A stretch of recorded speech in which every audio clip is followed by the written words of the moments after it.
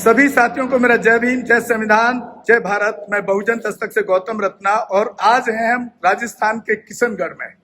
किशनगढ़ में यहाँ पर एक बहुत बड़ी सभा की गई। संत श्री दुर्बल नाथ जी जो एक ऐतिहासिक पुरुष हैं, बहुजन समाज के एक सुधारक कहेंगे, देश के सुधारक भी कहेंगे। खास तौर से उन्होंने वंचितों के लिए जो काम किया वो काबिल तारीफ है। और हमारे साथ में यहाँ पर जो टीम से जुड़े लोग हैं, उस समाज से जुड़े लोग हैं जो उनकी गहराइयों से बड़ा वाकिफ हैं। उन्हीं में से एक रिसर्चर भी हैं, प्रोफेसर डॉक्टर रवि महिंद्रा जी। तो उनके जनरल बातें तो बहुत सारी आप लोग सुनते रहते होंगे, उनसे उनके ऐतिहासिक तथ्यों पे जानेंगे ताकि ज्यादा से ज्यादा लोगों तक उनका इतिहास पहुंच पाए। तो प्रोफेसर रविंद्रा जी, बहुत बहुत स्वागत है आपका बहुजन दस्तक चैनल पर। मैं चाहूंगा आपसे कि जो संत दुर्लभ नाथ जी हैं, उनकी हिस्ट्री को आप लोगों तक पहुंचाने का काम, जिस तरह से आपने पीछे एक लेख भी लिखा, बहुत अच्छा था, हमने दिखाने की कोशिश की, और आप डायरेक्ट उसको प्रेजेंटेशन करेंगे तो ज्यादा अच्छा समझ में मैसेज आएगा। तो उनकी हिस्ट्री को आप बताएं कि क्या ऐसी हिस्ट्री है कि जो लोग उनको फॉलो करें या उनको लोग माने या उनके इतिहास को जाने। जी, सबसे पहले तो मैं बहुजन दस्तक का धन्यवाद करूंगा कि वो दिल्ली से चल के इस कार्यक्रम को कवर करने के लिए आए। आज यहाँ संत दुर्बल नाथ बोर्ड का गठन किया गया राजस्थान सरकार के द्वारा। इसी उपलक्ष्य में आज राजस्थान के बहुत सारे जिलों से, दिल्ली से व हरियाणा से लोग इकट्ठा हुए।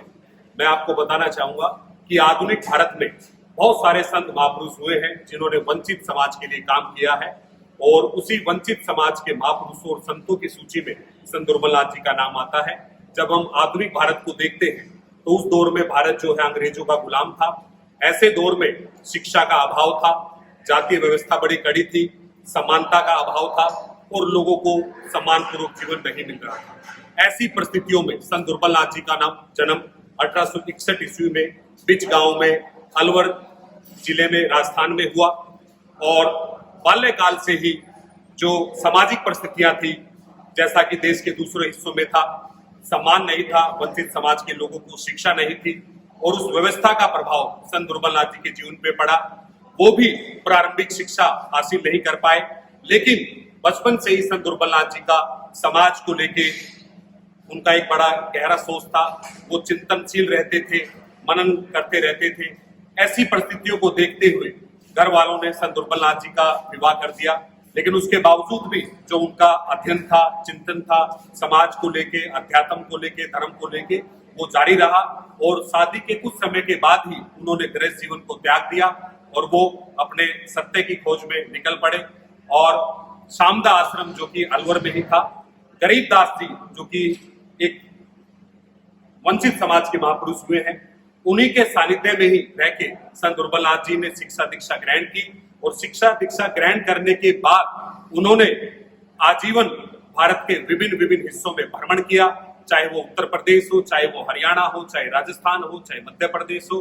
देश के काफी हिस्से में वो भ्रमण करते रहे। अपने सत्संग के माध्यम से, अपनी वाणियों के माध्यम से उन्होंने समाज के लोगों को संदेश दिया कि आपको शिक्षा पे फोकस करना होगा, क्योंकि जब तक आप शिक्षा पे ध्यान नहीं देंगे आपकी तरक्की संभव नहीं है। इसी तरीके से उनका मानना था कि मानव को मानव से प्रेम करना चाहिए, क्योंकि मानवता तभी पूर्ण होगी जब हम एक दूसरे से प्यार करेंगे, सम्मान करेंगे। इसी तरीके से आप देखते हैं कि संत दुर्बल नाथ जी ने कहा कि नशा नहीं करना चाहिए। आप देखते हैं कि जिस समाज में शिक्षा का अभाव है, जिस देश में शिक्षा का अभाव है, वहां पे लोगों के जीवन में जो नशा है ये एक बहुत बड़ी दुर्घटना का काम करता है। तो संत दुर्बल नाथ जी ने ये अपने अनुयायियों को संदेश दिया कि आपको किसी भी तरीके के नशे से दूर रहना है, और जब आप नशे से दूर रहेंगे तो आप विवेकशील रहेंगे, और विवेकशील रहेंगे तो समाज के प्रति आप काम करेंगे। इसी तरीके से वो पर्यावरण को लेकर भी बड़े सचेत थे। उनका ऐसा मानना था कि अगर हम पर्यावरण के प्रति जागरूक रहे, पर्यावरण के साथ तालमेल करके रहेंगे तो प्रकृति ही हमारा भरण पोषण कर देगी। इसी तरीके से वो अपने सत्संग में, अपनी वाणियों में कहते थे कि महिलाओं को भी हमें आगे लेके आना होगा। वही समाज, वही देश आगे बढ़ता है जहां नारी शक्ति को सम्मान दिया जाता है। और मैं एक और संत दुर्बल नाथ जी के बारे में बताना चाहूंगा कि उन्होंने संत अखंडी पंथ बनाया था, जिसमें संत बिन सत्य, जो कि ज्योतिबा फूले का जो सत्य शोधक समाज था, वहां से लिया, अखंड बाबा साहब अम्बेडकर का जो अखंड भारत का सपना था, जो समता पे आधारित था, संत दुर्बलनाथ जी पे भी उन विचारों का प्रभाव था और वो आजीवन अपने विचारों से समाज के अंदर देश के विभिन्न हिस्सों में जाते रहे और एक मानवतावादी, समतावादी समाज की स्थापना में वो लगे रहे। ऐसा संत दुर्बलनाथ जी का इतिहास है और मैं आपको आपके चैनल के माध्यम से बताना चाहूंगा कि 2022 के अंदर भारत सरकार ने समाज कल्याण मंत्रालय के अंदर जो 16 संत और महापुरुष से वंचित समाज के डॉक्टर B.R. अम्बेडकर, रविदास, कबीरदास, नामदेव, संतूजी लाड, ऐसे महापुरुषों संतों की सूची में संत दुर्बलनाथ जी को शामिल किया और इस बार उनके जयंती को लेके देश भर में हजारों कार्यक्रम आयोजित किए गए और देश ही नहीं, यूरोप में, इटली में भी कार्यक्रम हुए और एक अच्छा संदेश जो है पूरे देश दुनिया में गया है और हम उम्मीद करते हैं कि संत दुर्बलनाथ जी के विचारों पे ये समाज चलेगा ताकि ये समाज शिक्षा की तरफ अग्रसर हो, समानता, समतामूलक समाज की तरफ बढ़े और अपने अधिकारों के लिए जागरूक रहे। एक बार फिर से मैं आपके चैनल के माध्यम से सर एक मेरा सवाल है बीच में सर। जी। जैसे बाबा साहब भीमराव अंबेडकर के 3 कोट पूरा देश जानता है, शिक्षित बनो, संगठित रहो, संघर्ष करो। तो उनकी कोई ऐसे कोट हैं जो एक खास तौर से वंचित समाज को एक मोटिवेशन देते हो, एक मैसेज देते हो? रत्ना जी, मैं आपके चैनल के माध्यम से बताना चाहूंगा कि संत दुर्बलनाथ जी का सत्संग के माध्यम से, वाणियों के माध्यम से वो अपना संदेश देते थे और उनके संदेशों में भाईचारा, मानवता, शिक्षा, समानता, इस तरीके के उनके विचार रहे हैं और वर्तमान में बहुत सारे जो रिसर्चर हैं वो उनके ऊपर अध्ययन कर रहे हैं और आने वाले समय में उनके बारे में बहुत सारा जो साहित्य है वो उपलब्ध होगा, तो वो भी हम आपके चैनल के माध्यम से शेयर करेंगे। जैसे सर तथागत बुद्ध का है अत्तो दीपो भव, कि आप अपना भविष्य आपको खुद ही बनाना होगा।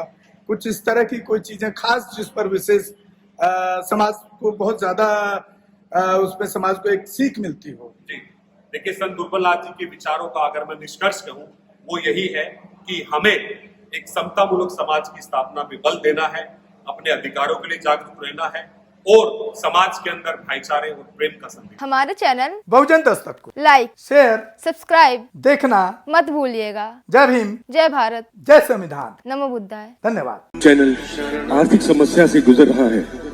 अगर आप बहुजन समाज में बाबा साहेब अम्बेडकर और तथागत बुद्ध की विचारधारा को अधिक से अधिक लोगों तक पहुंचाना चाहते हैं तो हमें आर्थिक सहयोग प्रदान करें ताकि हम अपने चैनल के माध्यम से देश विदेश में समता, बंधुता, एकता और संवैधानिक अधिकारों को ज्यादा से ज्यादा लोगों तक पहुंचा सकें। आप अपनी सहायता राशि नीचे लिखे खाते में जमा करा सकते हैं। खाता धारक गौतम रत्ना, खाता संख्या 3169576865 IFSC कोड SBIN 0060336, बैंक भारतीय स्टेट बैंक। आप हमारे बैंक खाते का विवरण स्क्रीन पर भी देख सकते हैं। जय भीम, जय भीम। मैं गौतम रत्ना आपका बहुजन फिल्म प्रोडक्शन में स्वागत करता हूं और आप हमारे प्रोडक्शन हाउस के अंदर अपना कैरियर बना सकते हैं as a film director, as a producer and actor and actress and editor and cinematographer also. अगर आपको फिल्म से रिलेटेड कुछ भी प्रोजेक्ट आपको बनवाना है तो हमारे पास में पूरा सेटअप है जिसमें फिल्म कैमरा है, शूटिंग लाइट्स है और एडिटिंग है। सारा A to Z एक ही जगह पर आपको हमारे यहाँ पर मिल जाएगा। तो दोस्तों आप हमें कांटेक्ट कर सकते हैं हमारे नंबर्स पर 9810085714 और 8510005714। हमारे वेबसाइट पे विजिट कर सकते हैं www.filmserviceindia.com और हमें मेल भी कर सकते हैं gautamfilmsproduction@gmail.com पर। धन्यवाद।